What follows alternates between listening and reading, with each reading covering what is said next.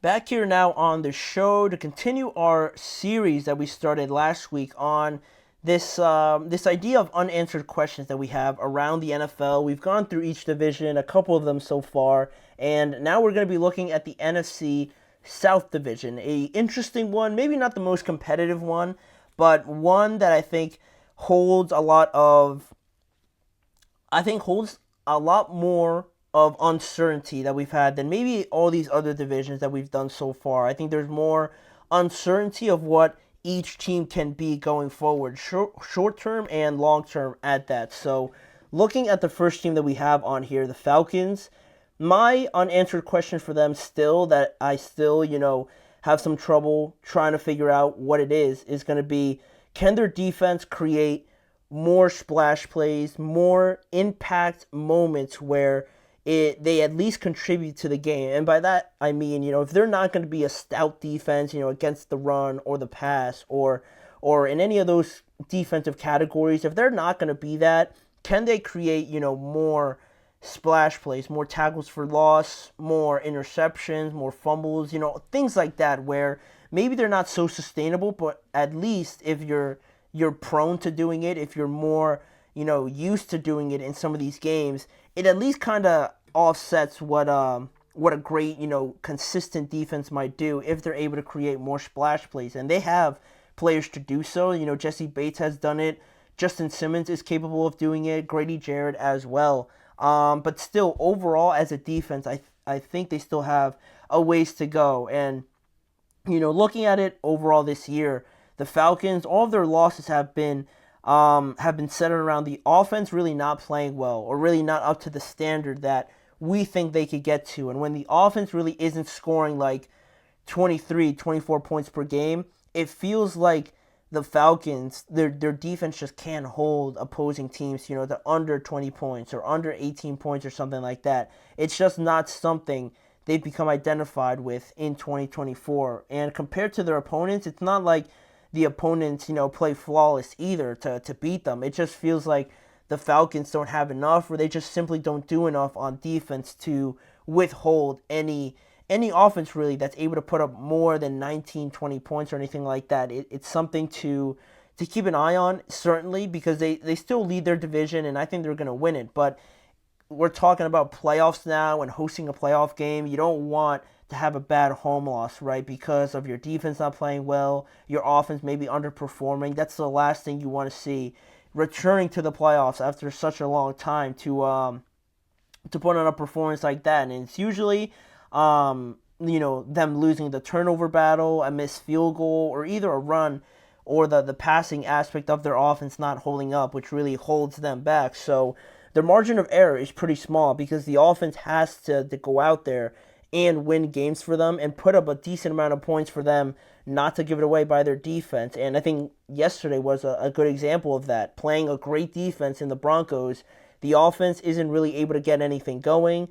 I mean, scoring 6 points is crazy. They need to do a little bit more than that. But the Broncos offense just had their way with this defense, and it is a little bit concerning, because we're talking about a rookie. The Broncos are good. They have a good defense. Sean Payton's doing a good job with Bo Nix, but that deficit is a little bit too much. So that's where my fears lie with the Falcons. And now moving on from them and looking at the Tampa Bay Buccaneers, my question for them is can they close out games? Can they finish some of these games where we've seen them be in them and against some of the toughest oppositions? But unfortunately for them, the way things have gone, they haven't been able to close out these games, and now they sit in a position where they have to win out the majority of their games, and hopefully at that point, they could at least get something. Other things have to fall in their way, like I'm sure like the Vikings, the Packers, the Commanders losing as well for the Bucs to even have a chance at making the playoffs. But that's been a question that I'm gonna ask myself about this team going forward. Can they finish games off and finish teams off in these games where it's close, but they haven't been able to do it? You look at their last 3 games; they've been extremely frustrating. They were on a bye week this week, but prior to that, it was a 3-point loss to the 49ers. It was a overtime loss to the Kansas City Chiefs, and then it was a 5-point loss to the Atlanta Falcons before that. And despite missing Chris Godwin, Mike Evans, they had their chances to at least, win one of these games. We talked about this period of the 49ers, the Chiefs, and the Falcons, how they had to at least win. Ideally, you would have liked to have won two of them, but you would have done all right with one. And for them to lose all three, it puts them in a bad spot, now going forward in an extremely tough NFC conference where it's all tight, all the games, and all the teams are very tightly contested between one another. So, yeah, I mean, it's unfortunate that they've dropped the last three games because they are good. They have shown good, resiliency despite Chris Godwin and Mike Evans not being there to be in all these games. But it's just been turnovers, against the Falcons, going for one instead of two against the Kansas City Chiefs that people are going to look back on, and unable to get a stop on defense against the 49ers for them to win with that last second field goal as well. So they have a very favorable schedule going forward, but they will definitely need some help. And hopefully, if they do get an opportunity to be in those moments, being able to finish games off is something I would like to see them do and that I still have questions on going forward. Then we look at two teams that are pretty similar in this respect, starting with the New Orleans Saints, right? I mean, the question I think has to be who will their new head coach be? I think that's where things at least have to start before you even think about maybe what you do with Derek Carr or who you bring in on defense and on offense as well. It has to start with who their new head coach is going to be. And I can't help but bring up Clint Kubiak, who through the first 2 weeks of the season, right, I think other than, Kamara playing great and the actual players, getting the praise for what they were doing, Clint Kubiak was the mastermind behind all of it, talking about the zone run schemes and implementing that Shanahan, Sean McVay type of offense to the Saints, who a lot of people didn't really have high hopes for, but the fact that they started the year 2-0, blowing out the Panthers obviously was like okay, I guess, but the Panthers were the Panthers, right? And then blowing out Dallas in week 2, that gained a little bit more attention, but it really fell off from there. Once they lost Derek Carr and Rashid Shaheed got hurt, and also they were dealing with other injuries elsewhere, it started to slowly deteriorate, and it was unfortunate to see. Dennis Allen got fired. Unfortunate, but I thought it was a move they needed to make. So now, going forward, that head coaching position, I think, unless Clint Kubiak doesn't want it, it would be a name that I would definitely bring up to continue just progressing with this offense, but just promoting Clint Kubiak. I don't think it's the worst idea. Although, if they wanted to get another voice in there who will, once they get another voice in there, if it's someone outside of Clint Kubiak, how would that affect, who the quarterback is, whether or not, they want to run Clint Kubiak's offense, what do they want to do with the defense, right? Usually when you have a new voice coming in, to me, it's the best scenario when they draft a new quarterback. So what does that mean for Derek Carr? Are they going to be able to trade him or move on from him somehow? And the defense is certainly, I think, a part of this team that needs change like that. But again, you just have to make the decisions of who stays, who goes.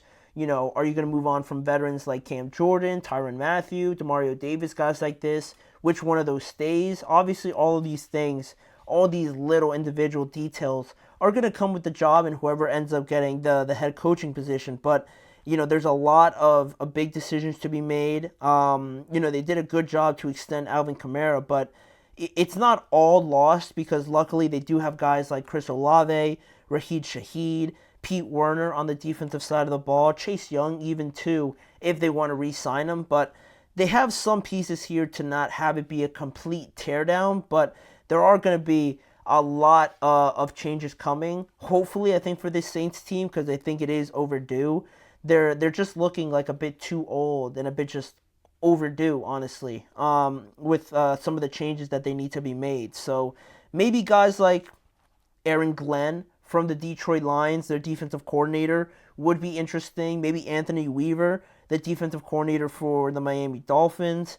Jim Schwartz is another name that he's currently a defensive coordinator for the Browns, but he's done a great job with that defense. So why not maybe just give him a shout, or entertain the possibility of him being your head coach? I don't think that's the worst of ideas. But Clint Kubiak should also be mentioned in that conversation. But lastly, the last thing we got to get to is the Carolina Panthers, right?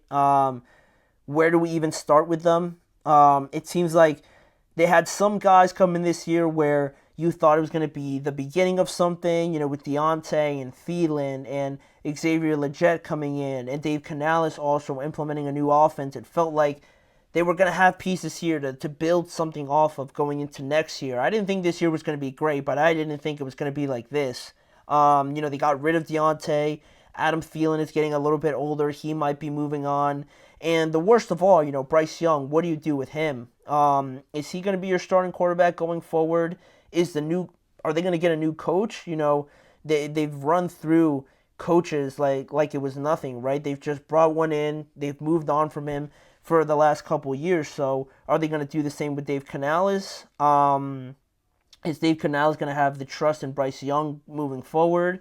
Do they even entertain, bringing in a new quarterback or anything like that? And then the pieces around him, this whole thing is still very much at square one, at step one of this entire thing. And I feel like the Panthers have been stuck here for a long time. And it's unfortunate to see, just for them not to be getting things right. The defense, too, still needs secondary help, another edge rusher as well on top of that. But, if it's not Dave Canales, then if a new head coach comes in, is he going to be able to change everything? With their owner, David Tepper, not very well liked or well regarded, you could say. It feels like things won't change under him that much. At least that's what it feels like from an outside perspective, really. But yeah, this Panthers team is really stuck in a bad spot because they invested so much in Bryce Young, but for them to bench him and still not be able to figure it out, it's a shame. So